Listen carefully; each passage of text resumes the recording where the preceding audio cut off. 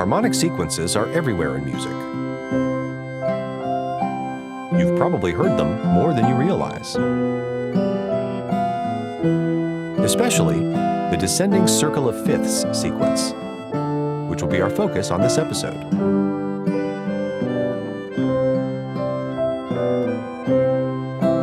You're listening to Music Student 101. Here are your hosts, Jeremy Burns and Matthew Scott Phillips.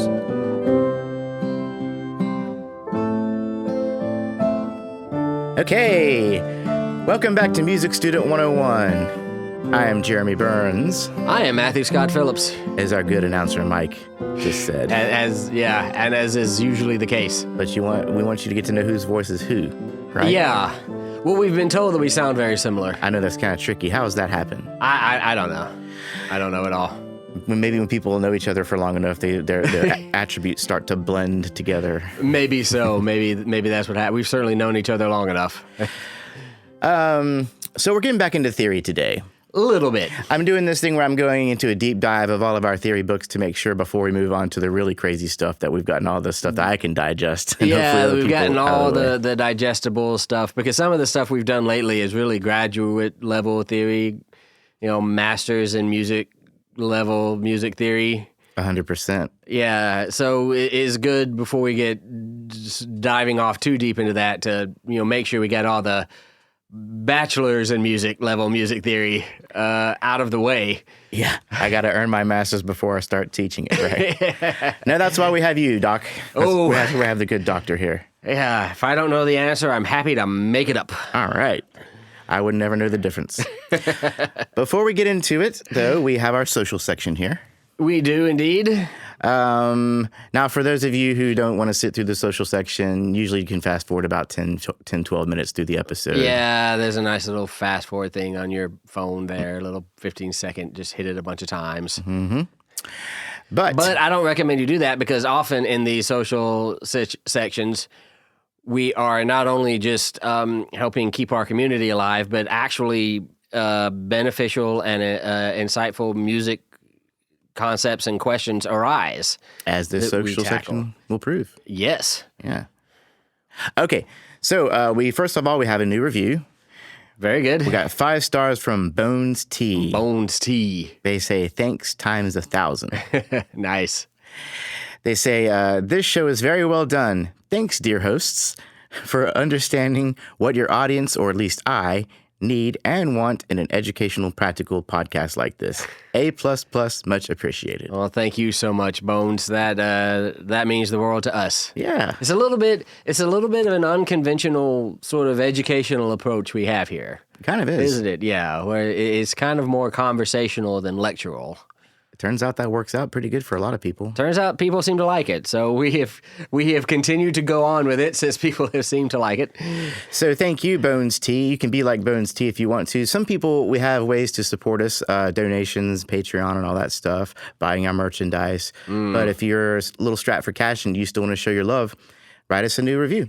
We love it. Yes. And it puts us at the top of the proverbial charts. Yes, it does. Yeah. And share it with a friend. The actual charts, not just the proverbial. No, the charts. Maybe the proverbial to some degree. And then if you want to support us, you can be like our good friend Soren Thompson from Skanderborg, Denmark. Oh, wow. What does Soren have to say, Matt? Soren says, I found your podcast because I wanted to understand more about music theory. I had visited a lot of homepages and listened to a couple of other podcasts on the subject, but when I found MS 101 on Spotify, the search ended. That is nearly a year now, and I have listened to almost all the episodes, some of them more than once, in order to get all the details. I was born in 1965. When I was about 10 years old, I bought my sister's acoustic guitar. She owed me money. So maybe he got it for a deal, huh? Yeah. And started to take guitar lessons. I loved playing the guitar, but the teachers never introduced me to music theory. So disappointing, guitar teachers of the world. Come on. When I tried it, my student didn't like it. I guess they got to ask for it. Yeah, that's the idea. Maybe, I don't know. So anyway, it remained a mystery to me. In a way, you might say it made my playing mechanic. pure reproductive. Nonetheless, I kept on playing the guitar and eventually started to make my own music and played in a rock band in high school. After high school, I stopped playing and writing music for many years. About 10 years ago, I started writing my own music again, pop rock, blues, country, and I have released a couple of my own songs. Returning to music writing was great, but I still did not understand the basic music theory. In 2018, I did not have a job, so I thought it was an excellent opportunity for me to focus on music theory. Indeed. I signed up for a 4-month course in music theory full-time.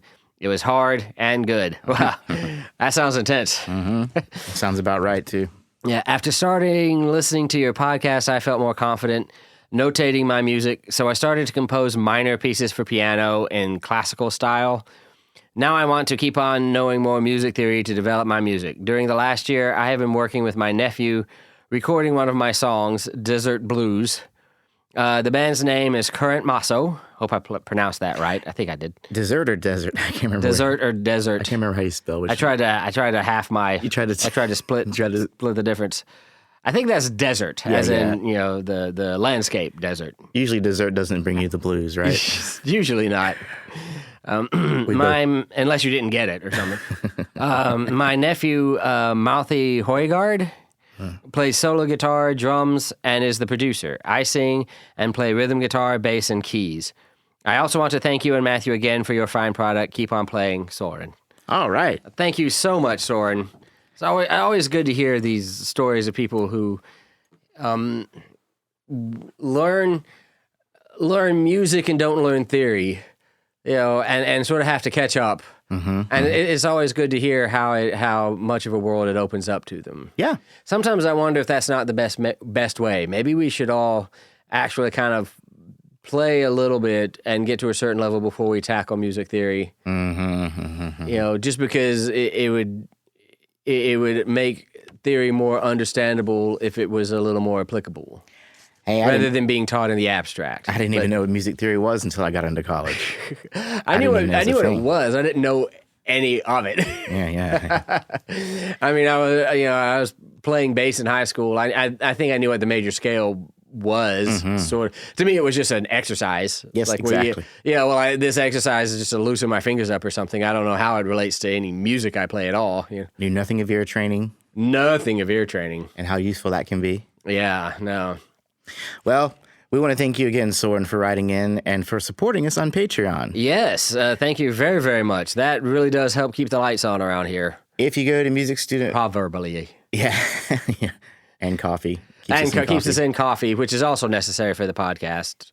If you go to patreon.com/musicstudent101, you will see our page, and you can support us. With $1 or $2 a month, you can get into the site and hear the extra episodes. We have bonus episodes, which we need to get back on. Oh, yeah. If you give us $3 a month, you can get a coffee mug. Mm-hmm. And if you do $5 a month or more, you can get a coffee mug and your special episode, which we'll spend no less than 15 minutes on. No less. No less than Important 15 minutes. No less than 15 minutes answering your music theory questions specifically. Exactly. So check us out. If you want to be like Soren and help us out, awesome. And if not, you could also write in and just let us know what's going on. You could be like Adrena Marie. Adrena Marie. Because we do love hearing from our listeners. Indeed we do. Born and raised in Las Vegas, Adrena is an accomplished violinist. Oh, wow. Wonderful. She played on the string section with the Killers album, Sam's Town. Oh, get out. Really? No kidding, dude. I love that album. You do? Yes. I was listening to it when I was doing my morning routines and getting the studio ready, actually. Yeah, that's a great album. Wow. I got to go back and re-listen now that I kind of sort of know one of the people who played. Yeah, that's awesome. We are almost famous thanks to Adrena. we are tangentially famous. Yeah, man. My favorite song on that is called Why Do I Keep Counting? Yeah. Yeah, you know that one? Yeah, good one. Now, that features the strings quite well. And I think it might even start off with a really high note on her violin. That might be her. It might just... I've got to go back and listen now. And I'm definitely going to. That's awesome. And, of course, it features fuzz bass. So, it's a win for me. I love me some fuzz bass. Fuzz bass is always great. But anyway, she's also currently touring with Void Vision. Nice. And she teaches music to children. Oh, wonderful. What does Adrena have to say, Matt? So Adrena says... I was recently searching for a podcast covering broad topics regarding music theory and composition, and I found you guys. Honestly, if someone hadn't published such a podcast, I was going to start the process. Well, we're here so you don't have to. She saw a need. So glad you got to it first, because I really don't have the time. When I came to your order of sharps and flats, I was shocked to not hear the mnemonics I was taught. I was born and raised in Las Vegas, so teachers did enjoy including Elvis in some variations. All right.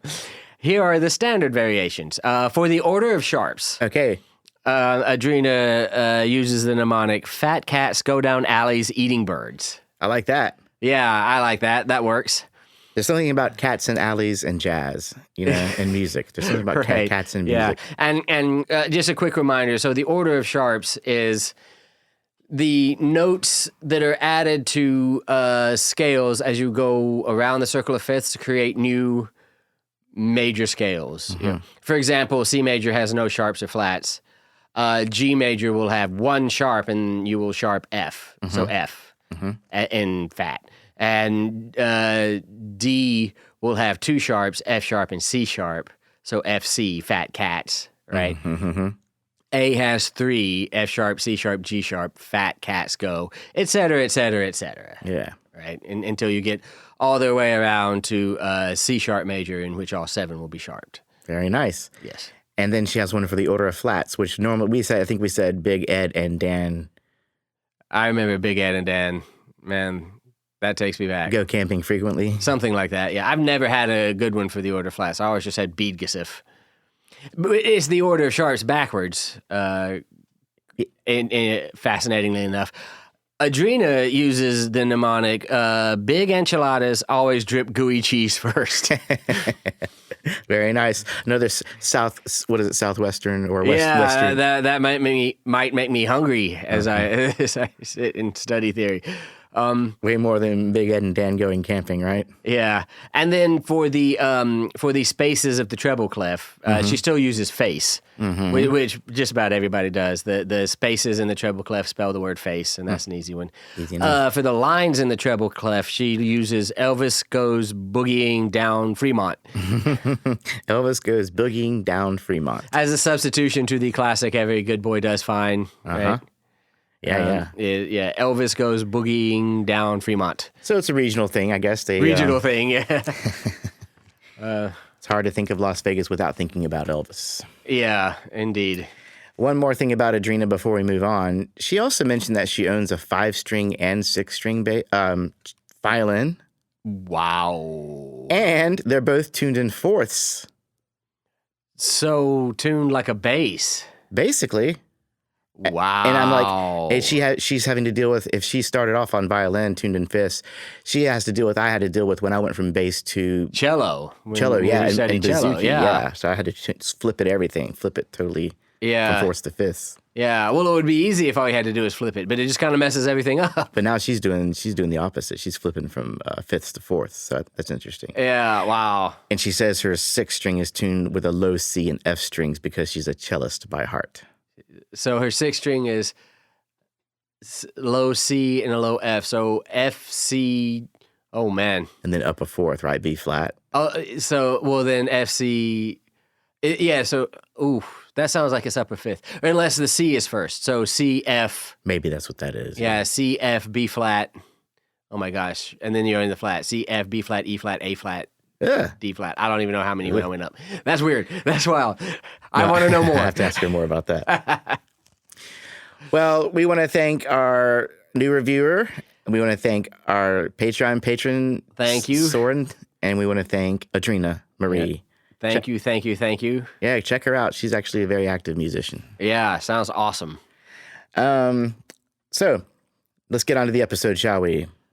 Indeed, let's do that. In episode 117, we discussed melodic organization and theme development. I'll take your word for it. Within that discussion was one on melodic sequences. Mm-hmm. So it may not surprise us to learn that melodic sequences are often accompanied by harmonic sequences. Correct. Which we have not covered in its own topic, really. We've briefly touched on them, I believe, maybe. Correct. So Can we recap the melodic sequence a little bit? Yeah. So the basic idea behind a melodic sequence is sort of a set of notes that are a certain distance apart, but they all move in the same direction by the same amount of space, which is a very confusing, wordy way of talking about something that's very simple. So, for example, and I'm just spitballing here, but if I went,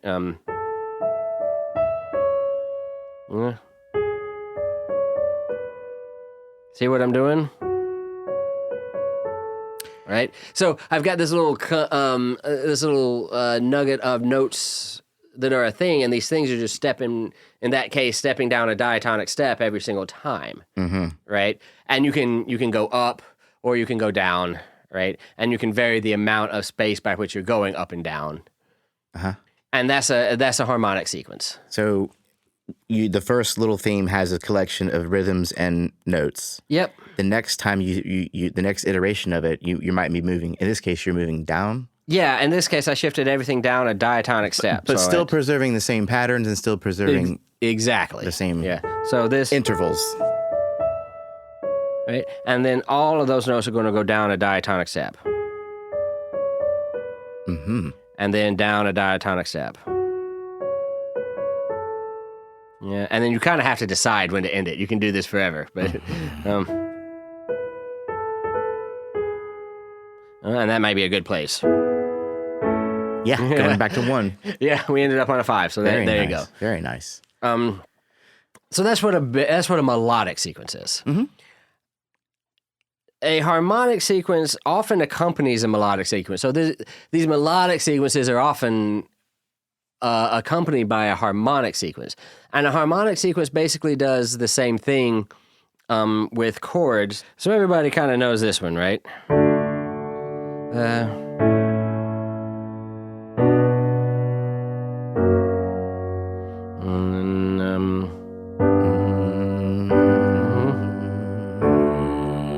Right. So this is a perfect example. I missed a chord, but whatever. G to A, I think it was. Yeah, G to A. Yeah. Yep, you're right.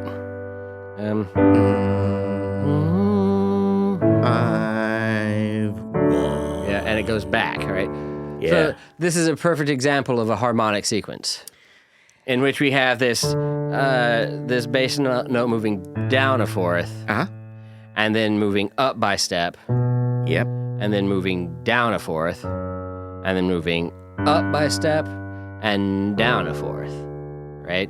So the bass itself is a melodic sequence, right? Is a melodic sequence, but then the chord progressions on top of that are related to each other in the same way. And it's a harmonic sequence based on the melodic sequence, right? Yeah. So 1, and then down a fourth to the 5, and then up a step to the 6. Right? And then down a fourth to the 3. Yep. Right? And then up a step to the 4. And then down a fourth to the 1. Yeah. Yeah. And then up a step to the 5, right? Or back up to the 4, I guess. At that point, it breaks up. Yeah, at that point it breaks down. Yeah. You've got to decide somewhere where you want to stop these. Yeah, You'll just go on forever. Very cool. But yeah, so those chords have that same distance relationship as the bass line, and that's what a harmonic sequence turns out to be. So we're going to be discussing the most common types of harmonic sequences. The most common. Which are the descending circle of fifths sequence. Yes. The ascending circle of fifths sequence. Yes. The sequences by descending thirds. And sequences by descending and ascending step. Oh, yeah. So, and then it will maybe, if we have time, we'll get into the 7/6 and 5/6 techniques. Let's hope so. So, of these being the most popular kind, the descending circle of fifths sequence is among the most popular of these, right? Oh, yes. And these sequences feature roots related by fifths and supporting typically melodic sequences descending by step. Right. So what we're doing here is going up a fifth, fifth, right? The root notes are related by fifth, which is which means AKA the circle of fifths, right? There's no way to do that and not go around the circle of fifths. Yeah. Okay. Yeah. Yeah. And the melody is usually descending by diatonic step. Okay. Right? Which means we're staying in the key. We're just going down a scale, descending down a scale degree. Okay. Usually from the 1 down to the 5. There are other versions. Yeah. Okay. But yeah, so for example, I will be in A major now. Good old A major. Good old A major. Right? And, I have this descending melody from 1 down to 5.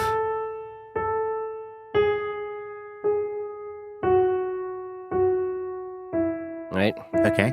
And I can harmonize this with the circle of fifths. Okay, so.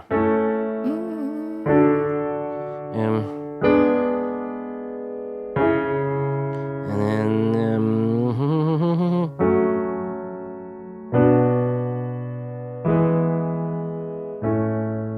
Right. So what I did there was 1, 4.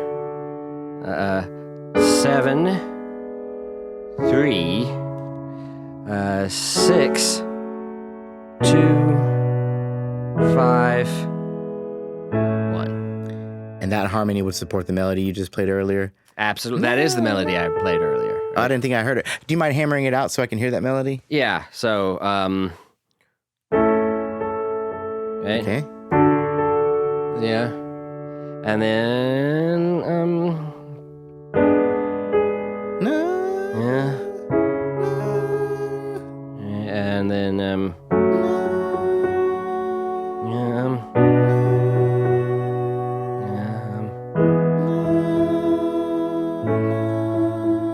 Okay, I see. Okay. yeah. Very nice. Yeah, so.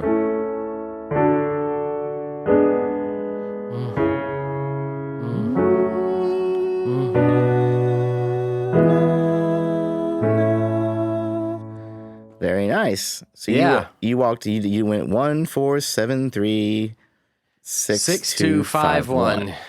Now, I understand that a more concise version of this sequence would appear as 1, 3, 6, 2, 5, 1. Yeah, so you can fragment this up and do it anywhere, like we were sort of saying before, right?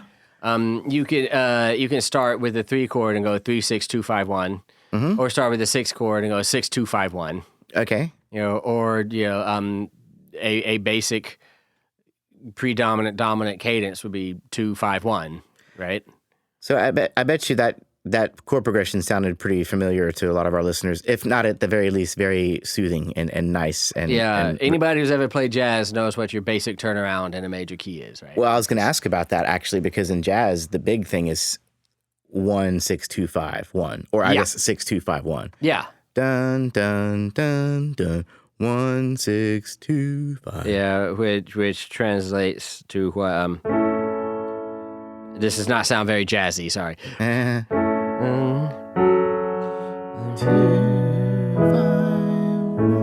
1. Yeah, 1, 6, 2, 5. Yeah, but with 7th chords thrown in usually because it's jazz. But that would also be considered a harmonic sequence, I guess. Yeah. Well, Or do you need a melody to call it a sequence? Right? well, the word sequence here is actually a little bit confusing because it's more about the pattern of going around the circle of fifths and going down by a fifth, right, or up a fourth. So in this bass line, and remember the bass line is made up of all roots, so none of these chords are an inversion. Interestingly. Yeah. So the root of my chords are going down a fifth, up a fourth, down a fifth, up a fourth, down a fifth, up a fourth, down a fifth. Right? That is what makes it a harmonic sequence. I see. Yeah. Very good. So let's talk about some characteristics. There's kind of 5 main characteristics of these descending. Of the descending circle of fifths. Yeah, You absolutely. want to take them one by one? So the descending fifths bass line usually features alternating descending fifths and ascending fourths, Exactly what you just did, right? Yes. And that would be respectively, right? Starting with the 5th and then going up, down a 5th and up a 4th. Absolutely. Right? Yeah. Okay. Yeah. In a full diatonic circle of fifth sequence, one of the fifths is going to be diminished. Oh, that was going back to what I was asking earlier. If we use the word sequence, or if we're just talking about the circle of fifths. We're basically just talking about the circle of fifths. Okay, so we can just next. I mean, it is technically a sequence because of the down a fifth, up a fourth thing. That technically makes it a harmonic sequence. And it is a harmonic sequence, but it also happens to be moving around the circle of fifths. Okay. If you do that with all root position chords, so your root note and your bass note are the same thing, you will go around the circle of fifths. There's no way to not do that. Right. You know, it's like saying, well, you know, I'm going to be in the left-hand lane, and then I'm going to, you know, move a lane to my right. Now I'm in the right-hand lane. There's no way to not be in the right-hand lane, right? All right. Cool. So yeah. There's that. One of these fifths is not going to be a perfect fifth or fourth. It is going to be either a diminished fifth or an augmented fourth. Yes. The much ballyhoo tritone. Yeah. Right? So let's see if we can find it. That was a perfect fifth, right? Oh, that wasn't. Yeah, it came right up, didn't So it? between scale degree 4 and scale degree 7, that is a tritone. Okay. In this case, we're looking at an augmented fourth / diminished fifth. But it's in case we went down a perfect fifth and up an augmented fourth. Which we call the Back to the Future, wasn't it? Yeah, the sort of mysterious kind of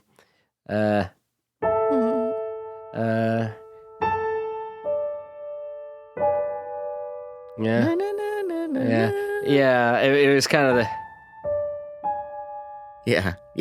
fun. But the reason this happened is because we are doing these diatonically, right? We're staying in the major key. That's why we're bound to these. That's why we can predict this so well. If we're staying diatonic, we are know. staying diatonic. Yeah, and most sequences I've ever come across are diatonic. I don't know of any.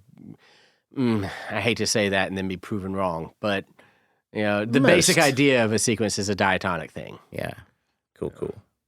And that's in major, right? And that's in major. What about minor? In minor, let's see what happens.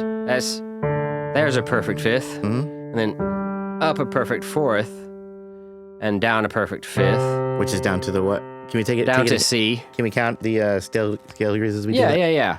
1, 4, 7, 3, 6, 2.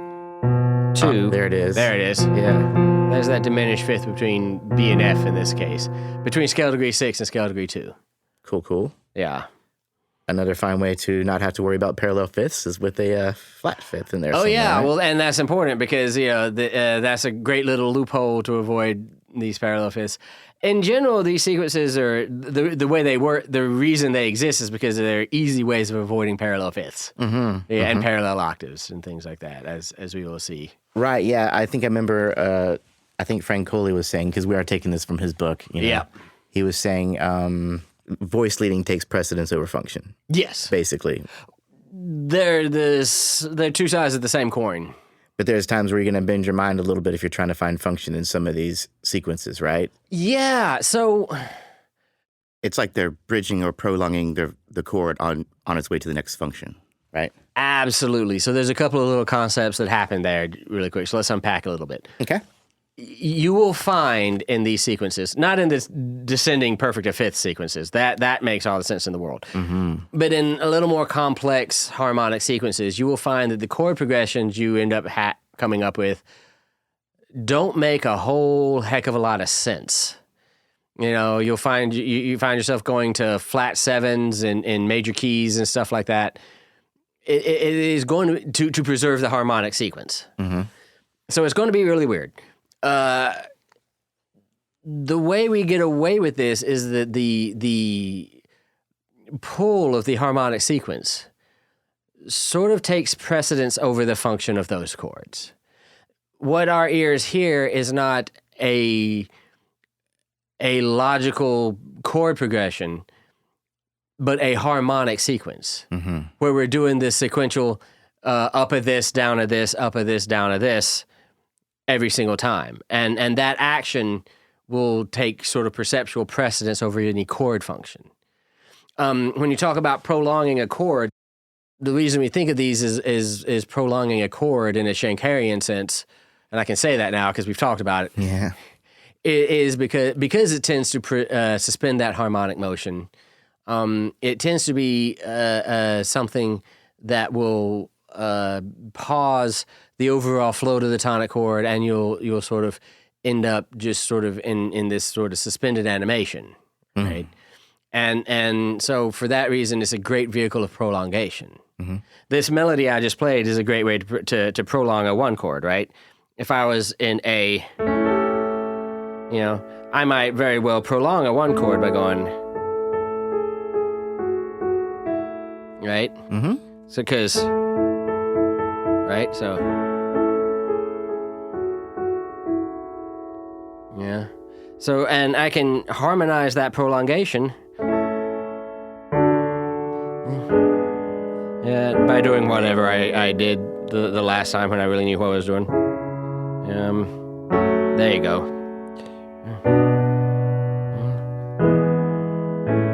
Right? And I started and ended on a one chord. I've prolonged that one chord. So in a Schenkerian sense, a lot of these things are prolongation of a chord. He likes to zoom out a good bit, and that's what And it sounds like he likes to we're zoom doing. out a good bit, yeah. Okay, so one of these triads in a diatonic circle of fifths will be diminished, as we said. Yes. And Because of the tritone inherent in, yeah. And that's like basic theory. That's like 7 in major. It's going to be 7 in the major and 2 in the minor. 2 in minor. Yeah. We talked about that a long time ago. Yeah. Just because those are our diatonic chords, right? As you said, those are our diatonic chords. They're just going to pop up if you're playing, There's got to be a diatonic circle of fifths. Yeah, there's going to be some tension in there. Yeah. You're not going to have you're not going to tell any kind of story without a little bit of tension. Exactly. Okay, next up, what we got here? So between the two chords of the segment, what I called the nugget earlier. Okay. The segment, the voice leading is typically preserved. Okay. So, like, if I just take these first two chords, right? So what I did was I kept the soprano on the same note. Okay. Right? And the tenor and alto went up by diatonic step. Right? And of course the bass is going down a fifth. Okay. The next two segment of chords, the same thing should happen. Okay. And that's what did happen. The soprano stayed the same. Yeah. And the bass, of course, moved down by the fifth, and the alto and tenor. Moving up by thirds. diatonic step. Yeah, Okay. in parallel thirds. Yeah, so if you do this right, so these two voices went right, and the next two chords right went Yeah. right. And then the next two, right, again. Right. And then, right. Yeah. So that voice leading was the same for every two chord segment. Every iteration of the original melody. so to speak. It's hard to describe in words, but what a harmonic sequence is two chords that are the same distance apart, in this case a fourth, moving by the same distance, in this case a fifth. Aha. Okay, that's good. So because of that, those two chord segments need to have the same voice leading every time, right? You're just doing the same thing and moving it down, just like in a melodic sequence. Yes. Yeah. The difference is in melodic sequences, you have no need to worry about voice leading. The harmonic sequence, you have to make everything follow the melody in voice leading, right? Yeah. Okay, cool. And as always, no perfect fifths, no parallel fifths or octaves. That's what this is all about, right? It really is. Mainly. It really, really is. All right, we have one more. Characteristic 5. Okay, what you got? In a harmonic sequence, preserving voice leading patterns is more important than functionality regarding the scale degrees. So this is, again, sort of what we talked about, right? In major, the 7 will be in root position and will proceed to the 3 instead of 1. Why is that? Why, that's crazy, right? Mm-hmm. Why does scale degree 7 all of a sudden jump down to scale degree 3? I don't know. Because the integrity of the pattern overrides the integrity of the voice leading. Aha. Yeah. Voice leading over function. Normally, you would expect a 7 to go to 1, right? Yes. But this time it's going to 3. It's going to 3. To preserve this pattern. To preserve the pattern. Okay. Yeah. So in this example, this note, scale degree 7, not to mention the chord you built off of it, the 7 chord, are abandoning their traditional tonal roles, right? 7 chord is abandoning its function as a dominant functioning chord that is going to move to 1. Yeah. And instead moving to 3. Mm-hmm. And it's doing this to preserve the pattern of the harmonic sequence, which just, when you're caught up in a harmonic, it's almost like being in a black hole or something. It's like it just takes precedence over everything. Once you get caught up in this, it is the pattern that you're doing. Mm-hmm. And so thereby in minor, the diminished 2 in root position will not progress to the 5 chord, but will progress to the major 7 chord. On the flat major 7 chord at that. Yeah.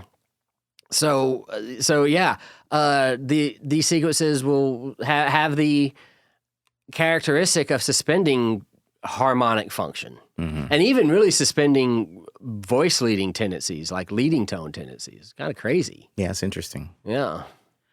You get a little more freedom with these, but there's still a lot of these conventions you kind of have to observe as we deal with them. Yeah, these things are kind of, dinosaurs. I mean, they go all the way back to first species counterpoint. Yeah. Right? Before rules about leading tones and things were as set in stone as they are now. Yeah. That one was always set in stone, but it's but yeah, these patterns just kind of override everything.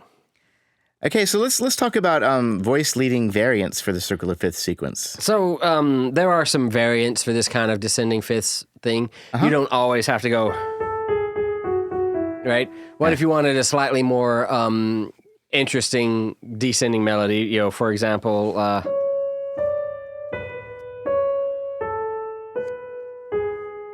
right? Mm-hmm. So this is one kind of melodic variant that also fits under this descending circle of fifths pattern. Mm-hmm. And we have a tendency to refer to it based upon the intervallic pattern between the bass note and the soprano note. Right? So I can play, instead of voicing this chord this way, which I've been doing, I can voice it this way. Okay. With the third of the chord, scale degree 3 on top. And I can still play my little descending circle of fifths, right? So, right, and then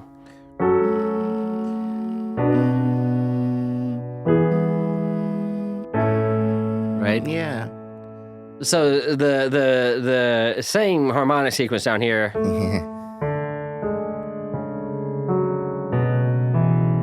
Yeah. Same harmonic sequence down there. And same chords even. Yeah. Right? I've just re-voiced my chords. So that C sharp, that scale degree 3 is in the melody, is in the soprano voice. So we would tend to refer to this variant as a 10-8 pattern. Okay. Because that's the interval of a tenth. Yeah, okay. Compound version of a third. Yes. Right? And then an octave. Simplified it as an octave. Okay. And then we have a 10 again. Back to 10, okay. Yeah. And then octave, right? And this will continue on. 10. And then octave, 10, octave. And we're talking about the interval between the bass and the soprano voice. Yes. The outer voice is the lowest and the highest voice. Yes. And is alternating, starting off with the space of a tenth, which is a compound major third, to an octave, to a major third, to an octave. And this is how we can avoid parallel octaves, for sure. This is how we can avoid parallel octaves. All of these things, again, they go all the way back to first species counterpoint. When, if what you're trying to do is descend down the circle of fifths, how are you going to write, if your cantus firmus does that, then how are you going to write a melody on top of it that conforms to all those rules? Well, a 10-8 pattern is one great way to do it. Okay. So these are just little tricks to have in your bag. Little tricks to have in your bag, yeah. Cool. Now, what about the circle of fifth with inversions? Another common technique in building circle of fifths harmonic sequences includes using inversions. So not just root position chords, but chords in first inversion too. Okay. Right? And then when you do that, you end up with, for example, something like the something whose bass line kind of goes more like.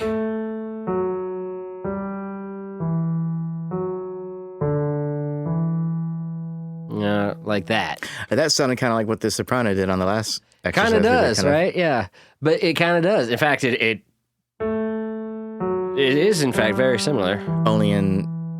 in the bass. Yeah, in the bass. So if it's in the bass, that means, the bass is the chord which we the bass is the note in which we sort of build our chord on top of, right? So if we're going to have that melody in the bass, then we need inversions, which, our inversions is what create really cool bass lines. Yes. Always have.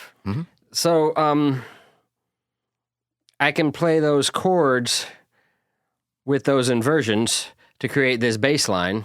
So, and then, my 4 chord in first inversion, right? Root position 7.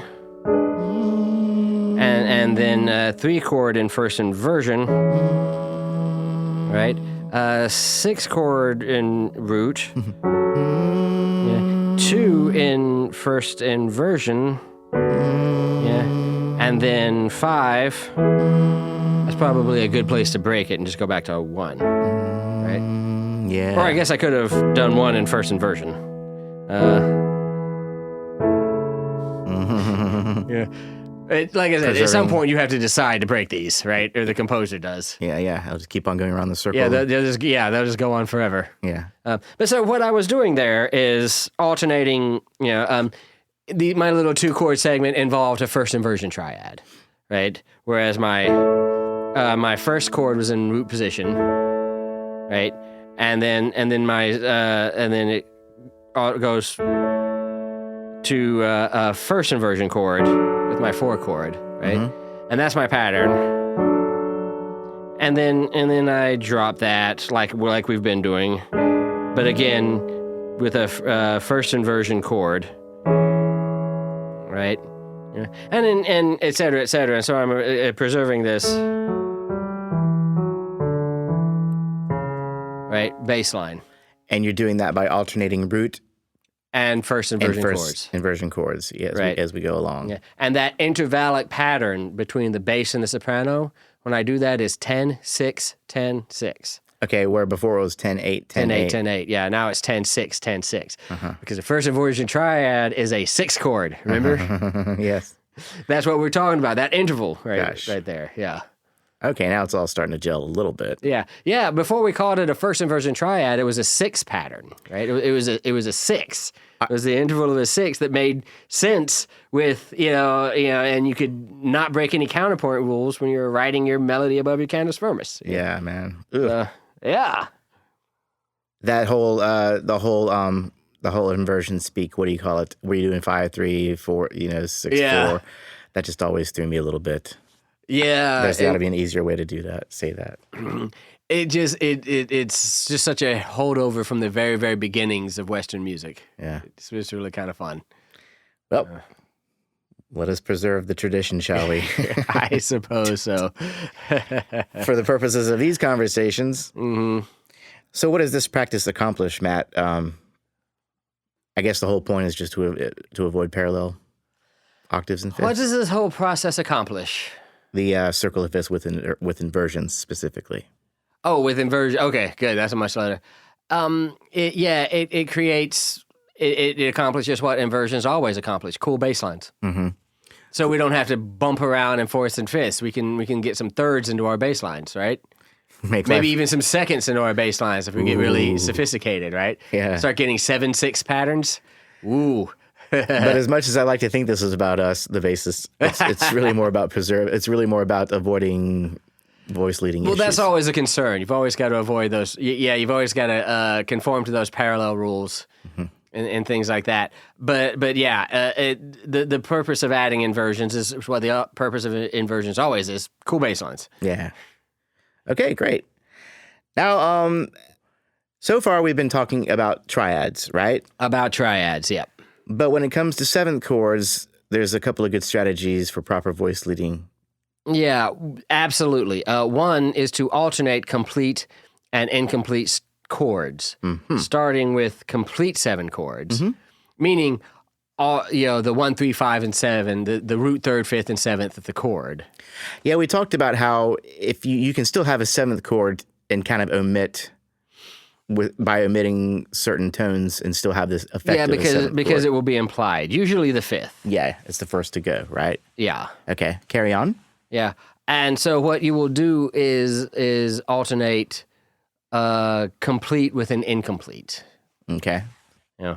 So, for example, so I'm going to start here, and then I'm going to make my 4 chord into a 7 chord just by keeping the C sharp, right? Okay. So,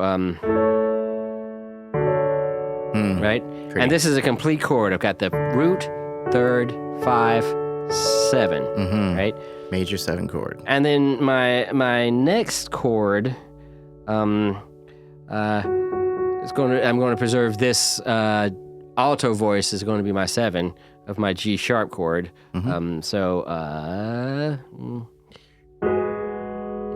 So complete chord, root. This is my incomplete chord, right?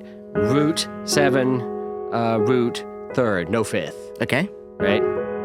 Yeah. So 1, and then a complete 4/7, and then an incomplete 7 chord, as in the diatonic 7. Right? And then by rule, our next chord ought to be complete, right? Yeah. 7, complete 7. Right? And we just alternate complete, incomplete, complete, incomplete in that way. And in so doing, we avoid a lot of parallel octaves. And did I also hear or read that it allows for proper resolutions of these 7 chords? Yes, it allows for the 7s to always resolve down by half step. The 7ths to always resolve down by half step. And if there is a leading tone, maybe up, right? And if it's a leading tone, maybe up. But again, a lot of times those sort of things are less important than the actual pattern. Right, because that's function versus pattern. Yeah, but it is still cool that you can do it this way and have the 7ths resolve properly, right? Yeah.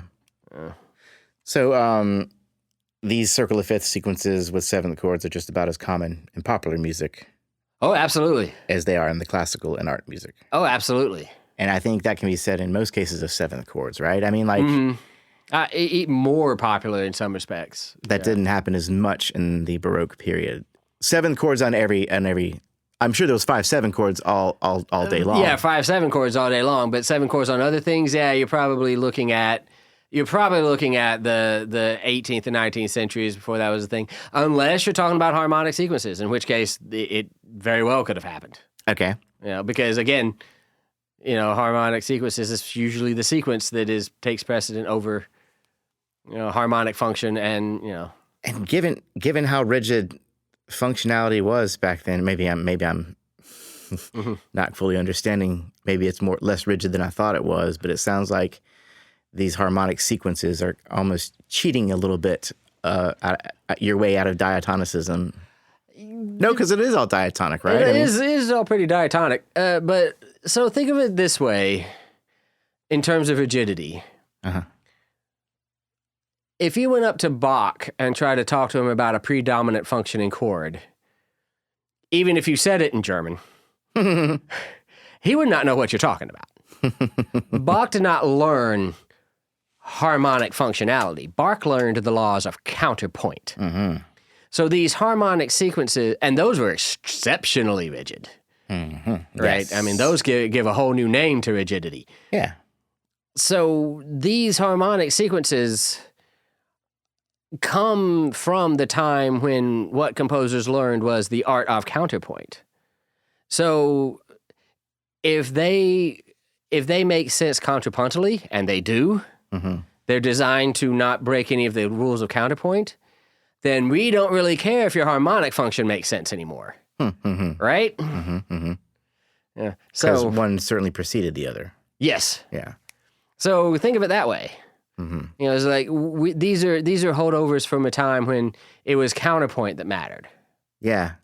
Yeah. Which I guess is what makes it so much more prevalent for if you're going to have 7-chord harmonic sequence, you know, do this complete incomplete thing so that you might resolve the dissonances properly, because that's the thing that is a absolute must in counterpoint, right?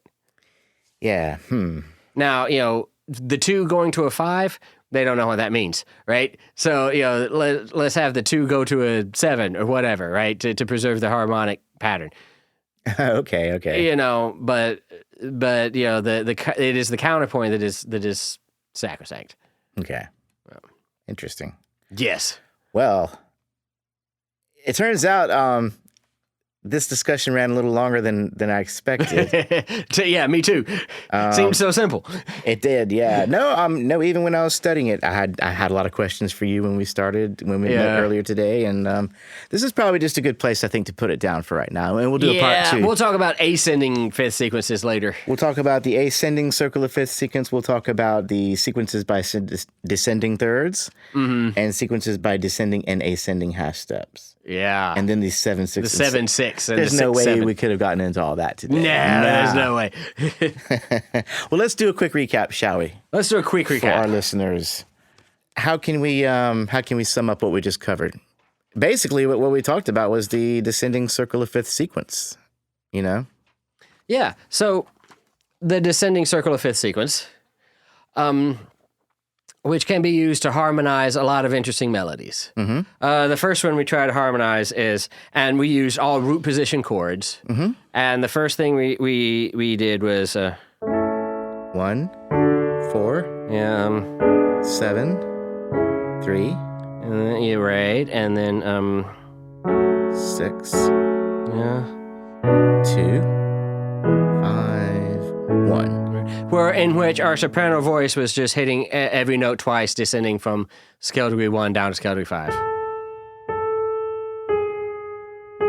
Yeah.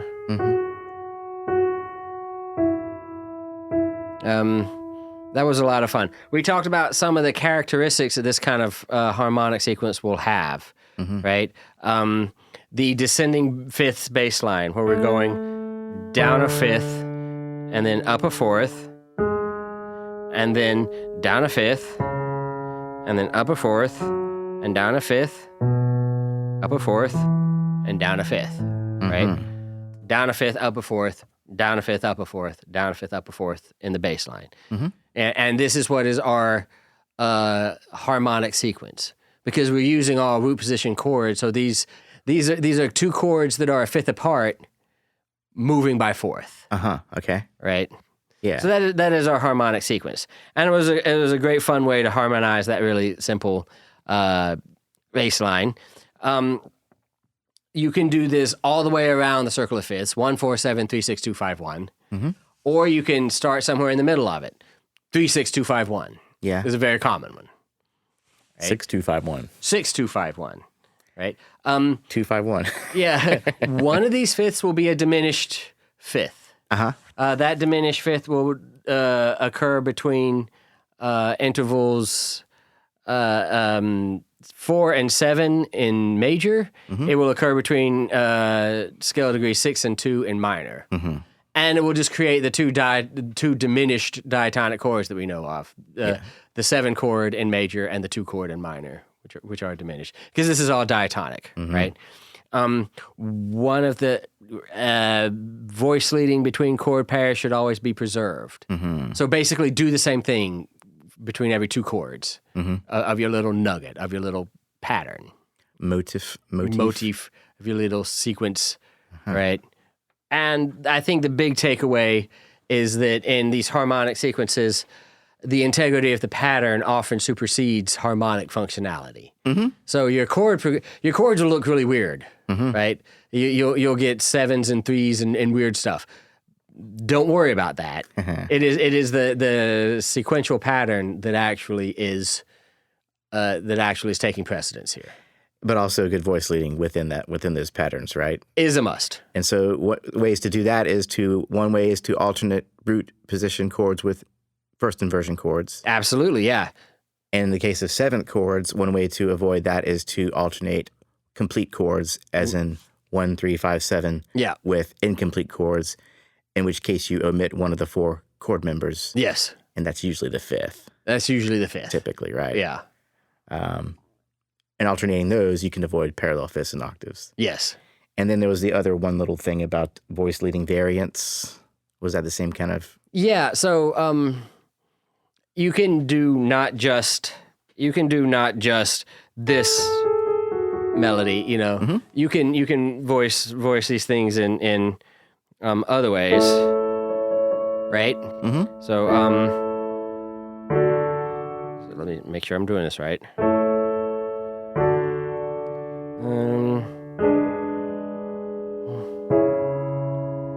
Well, you know, things like this. You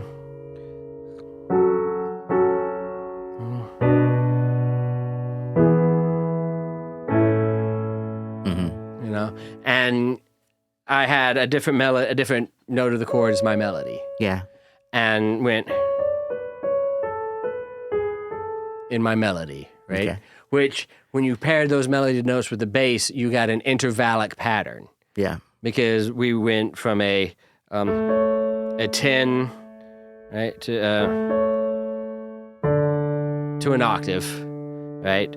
From a 10 octave, 10 octave, 10 octave. So 10, 8, 10, 8, 10, 8, 10, 8. In that case, we're talking about the intervals between the outer voices, the interval, a tenth between the bass and the soprano, then an eighth between the bass and soprano. Right, exactly. And that's one good way to avoid at least parallel octaves on the outer voices. Absolutely. Right, yeah. And you'll find the inner voices easy to harmonize and you know, keep free of parallel octaves and fifths as well. Okay. I just figured for the inner voices, you fill in the blanks. You kind of fill in the blanks, yeah. But if you start with that cool outer voice pattern, then those blanks will be easy to fill in. Okay, you'll be off to a better start. You'll be off to a great start. Okay.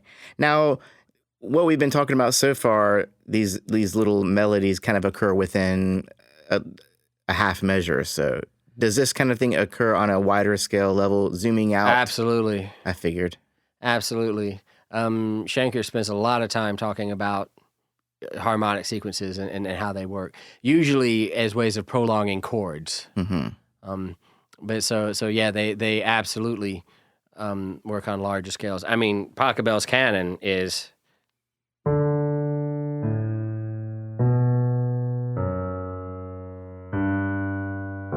right. I mean, this is even the same sequence. Yeah. Yeah, and that makes that whole piece of music, which is very well loved and probably one of the more resolving pieces of music. Absolutely out there. Yeah. What else? That's about it. Could have sworn I had one more thing. Oh, you know, all these melodies we've talked about so far are so simple too. You know. Yeah. When you talk about, I know there's more complicated descending melodies, but there's no. really technically a descending melody would be something that does nothing but go down, right? Now some of these you go down and up, but you're still continuing down. Right. The ultimate motion, you might go down a leap and then step up, down a leap, step up. Either way, it's kind of like watching the stock market, right? It's trending downward. Yeah. Okay. Nice. Yeah. And now you're thinking like a Shankarian too, right? So ultimately, the motion of this is down. Wow, I didn't even know it. Yeah, I mean, this pattern could be simplified.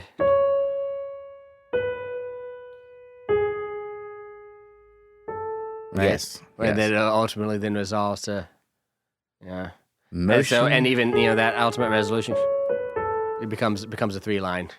Motion in music. Yeah, because all I'm doing is taking off the incomplete neighbors. So it becomes...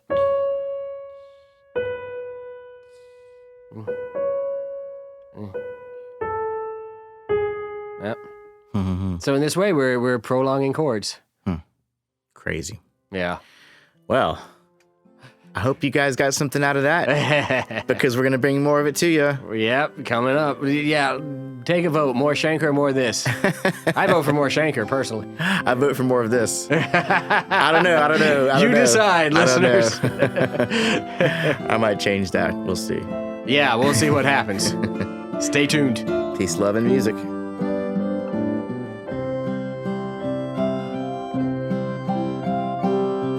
Thanks for joining us. And keep on listening for further discussions on harmonic sequences. If you wish to support us, click the donate page on our website at musicstudent101.com. You can also subscribe, share, and like on social media. And for questions or comments, you can reach us at info@musicstudent101.com.